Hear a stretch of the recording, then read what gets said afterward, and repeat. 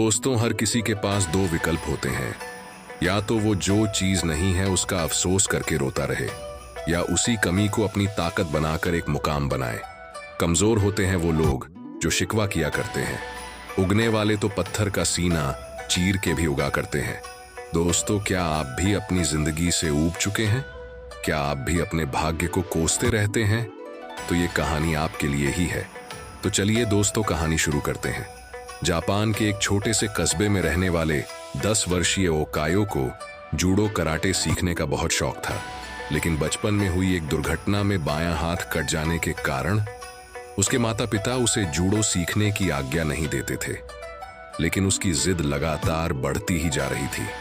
तभी एक दिन उसके माता पिता उसे लेकर नजदीकी शहर के एक मशहूर मार्शल आर्ट्स गुरु के पास पहुंचे।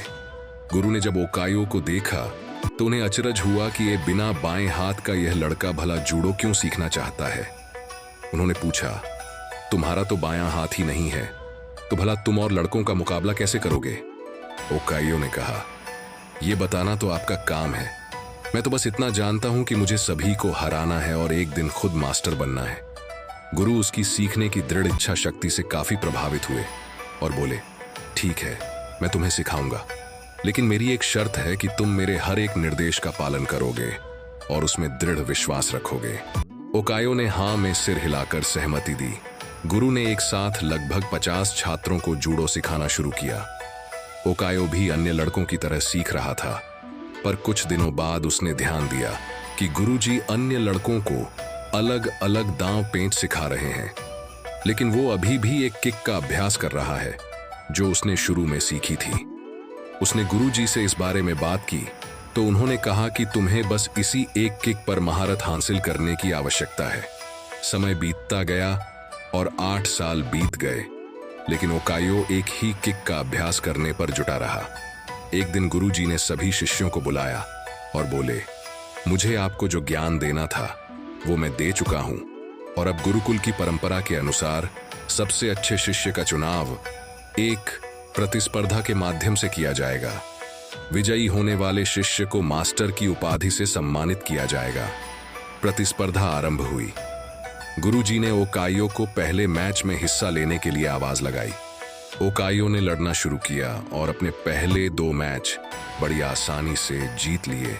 तीसरा मैच थोड़ा कठिन था, लेकिन अपनी अचूक किक से उसने इस मैच को भी अपने नाम कर लिया और फाइनल में पहुंच गया। इस बार विरोधी कहीं अधिक ताकतवर, अनुभवी और विशाल था। उसे देखकर ऐसा लगता था कि ओकायो उसके सामने 1 मिनट भी टिक नहीं पाएगा।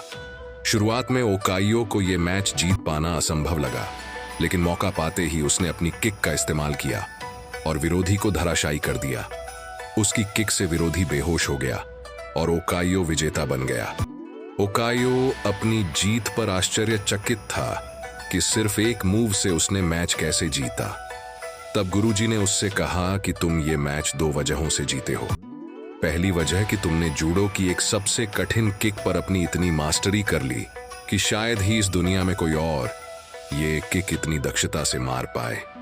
दूसरी वजह कि इस किक से बचने का एक ही उपाय है, और वो है विरोधी के बाएं हाथ को पकड़कर उसे जमीन पर गिराना, जो तुम्हारे साथ संभव नहीं था। तब ओकायो को समझ में आया कि उसकी सबसे बड़ी कमजोरी को आज उसने अपनी सबसे बड़ी ताकत बना लिया है। दोस्तों, हर किसी के पास 2 विकल्प होते हैं। या तो वो जो चीज नहीं है उसका अफसोस करके रोता रहे, या उसी कमी को अपनी ताकत बनाकर एक मुकाम बनाए। ओकायो की दृढ़ शक्ति और विश्वास ने उसे विजेता बना दिया।